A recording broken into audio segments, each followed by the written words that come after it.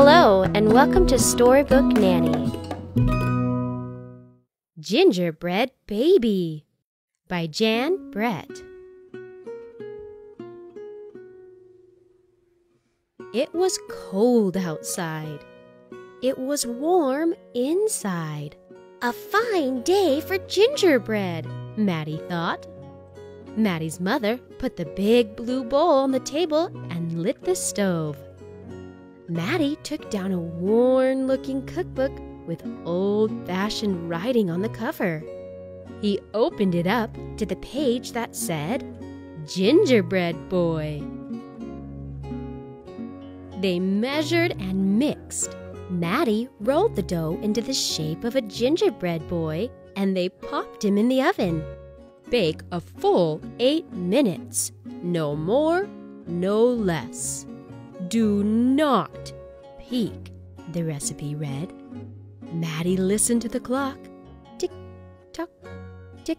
1 minute, 2 minutes, 3, 4, 5. Maddie couldn't wait any longer. He opened the oven door to take a peek. Instead of a gingerbread boy, out jumped a gingerbread baby. He pranced around the big blue bowl. I am the gingerbread baby, fresh from the pan. If you want me, catch me if you can. Maddie's mother reached for the gingerbread baby to put him back into the oven, but he ran all around the kitchen. The door opened and in came Maddie's father. What's that delicious smell? He asked as the gingerbread baby tumbled through his legs and outside into the yard. He ran by the tabby cat. She twitched her tail and sprang at him. They rumbled and tumbled, but the gingerbread baby came out on top.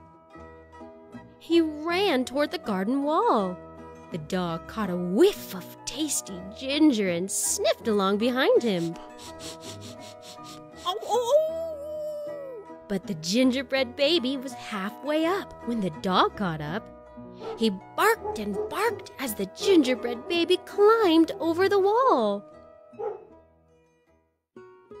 Maddie was still inside. He heard his mother and father yelling. He heard a cat meowing and a dog barking. And he heard the gingerbread baby shouting, "Catch me if you can!" Maddie opened up the worn-looking cookbook for the second time. Meanwhile, the gingerbread baby wheeled on down the path and into the barn. The goats looked up as he somersaulted across their backs. The last one tried to catch him, but the gingerbread baby was too fast.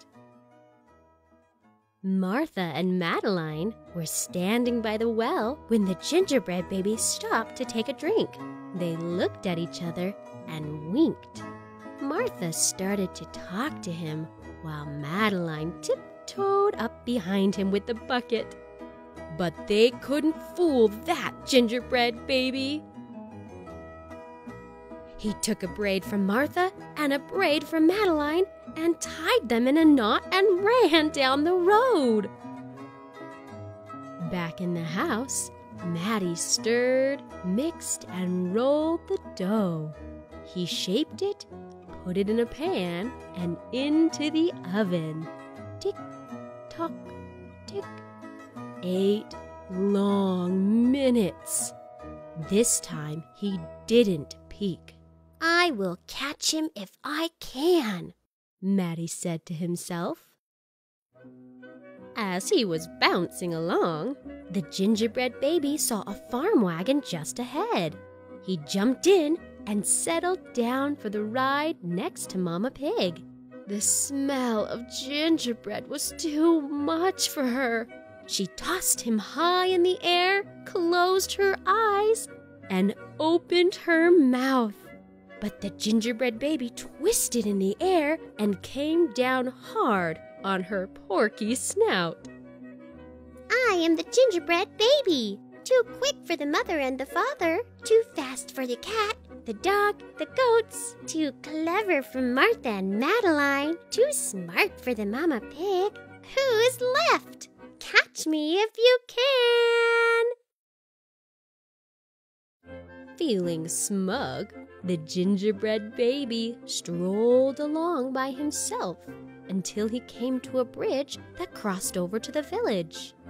Just as he got to the middle, he heard running feet behind him and saw a crowd of villagers ahead of him. The gingerbread baby was trapped. He jumped up onto the railing, backflipped through the air, and landed on a chunk of ice floating down the river. The ice bobbed along with the gingerbread baby dancing on top and singing in a loud voice. Look at me! And what do you see? The best gingerbread baby ever! Until his feet got cold and he jumped ashore. Who was that watching from the trees? It was the fox. He crept up behind the gingerbread baby, ready to eat him up. But the fox couldn't help himself, and he licked his chops. Smack, smack. The gingerbread baby heard him and ran as fast as he could. Just when the fox was catching up, the gingerbread baby saw the milk and cheese man with his can of milk. The perfect hiding place, he thought. He lifted the lid and lowered himself inside.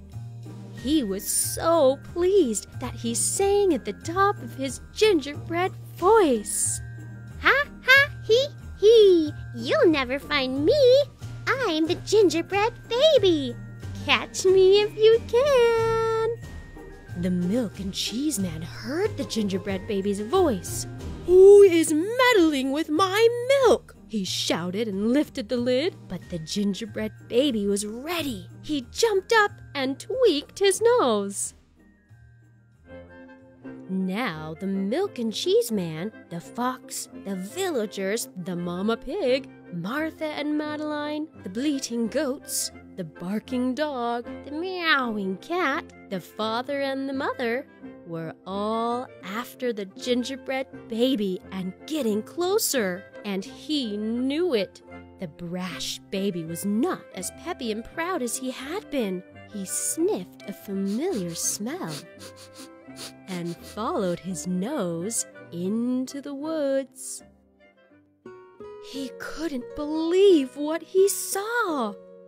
There in the middle of a clearing was a gingerbread house, frosted with sugar, covered with candy, and doors with peppermint handles wide open. The gingerbread baby clapped his hands with glee and ran inside. In a tick-tock-tick, everyone arrived in the clearing, but all they found were a few bits of frosting, a peppermint candy, and some crumbs.